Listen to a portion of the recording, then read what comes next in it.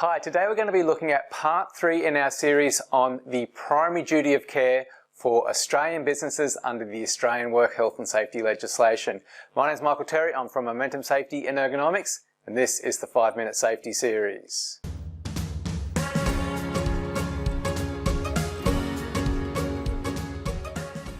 Okay, so as I said, this is part 3 of our series, so if you haven't looked at parts 1 and 2, I'd strongly suggest you jump in and take a look at those, because they're going to give you a nice grounding and basis for what we're talking about today. We've also done videos on the Australian Work Health and Safety legislation in general and duties in general, so if you're really coming to this from a very limited knowledge of health and safety, I'd also suggest you have a good look at those.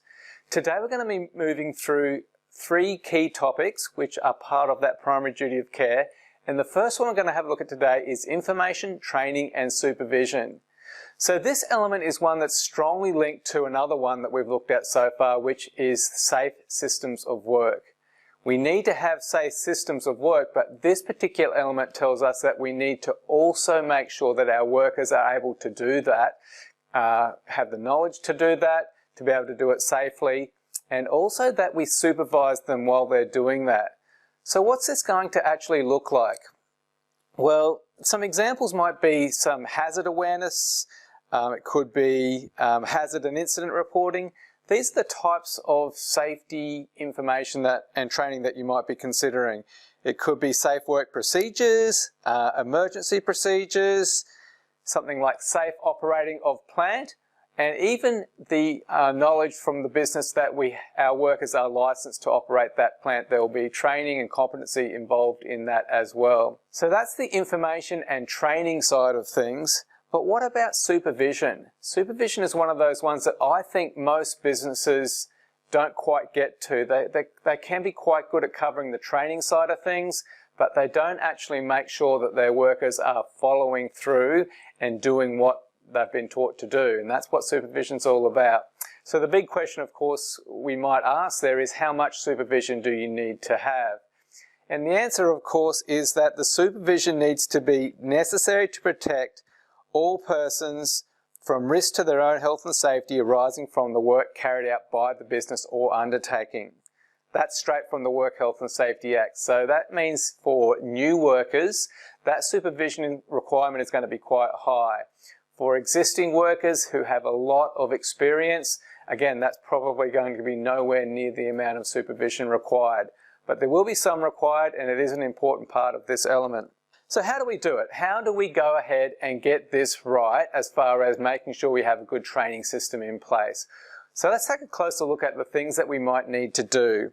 And this is going to include things like induction training, regular refreshers of that induction training. It could include things like ad hoc training such as toolbox talks.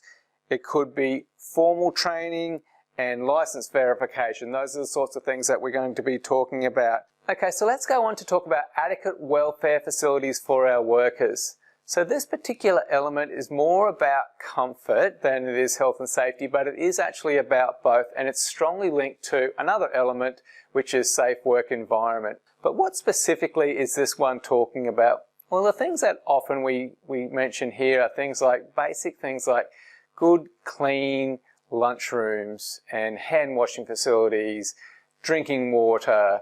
It might be, for some workers, it might be showers and those sorts of things. Whatever is required for a worker to comfortably and safely do their work is what we tend to be talking about in this particular element. In a workplace, this is quite an easy one to achieve for most workplaces, but at the home work environment, another big challenge. And again, we're in COVID times as I'm filming this at the moment, and a lot of our workers are working at home, and we need to have systems in place to make sure that they're safely being managed and that their welfare is adequately covered while they're working at home. So how do we go about doing this? What are the sorts of things that we're going to have in place? I think your inspection checklists are going to be an important part of making sure that the welfare for workers is in place. Other things are going to be worker consultation, so we make sure that we're talking to our workers, asking them, getting their feedback on their welfare facilities. Okay, the final element that we want to cover today is the monitoring of workers and the conditions that they work in. So what are we talking about here? Well, we're talking about one of two things. We can be talking about workplace monitoring, which is monitoring of the workplace. And when we use the term monitoring in health and safety, we tend to be talking about some sort of testing process. So it's not just looking, it's having some sort of, I guess, measurement to make sure things are going okay. So if we're talking about our workplace, it might be things like doing noise assessments. Okay, we might think our workplace is quite loud, but actually doing a formal assessment will give us clear data on whether it really is or not.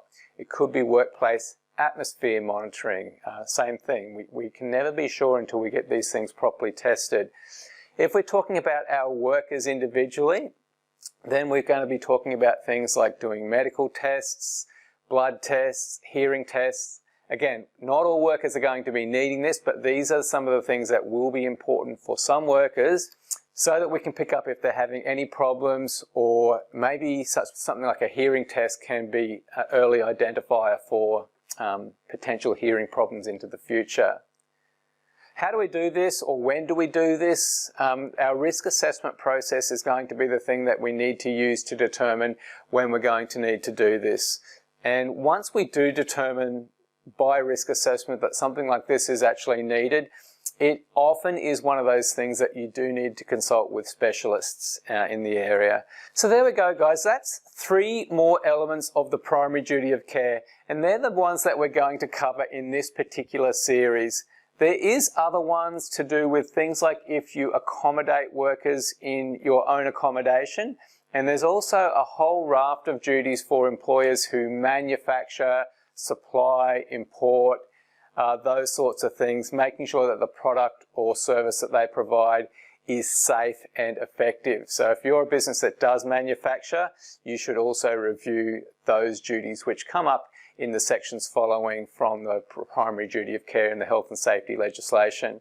So that was our final video in our primary duty of care series. I hope you found it helpful, and I hope it's cleared up or clarified some of those duties for you. If you have any questions, as usual, please feel free to contact us. But for now, thanks for listening, and we'll see you next time.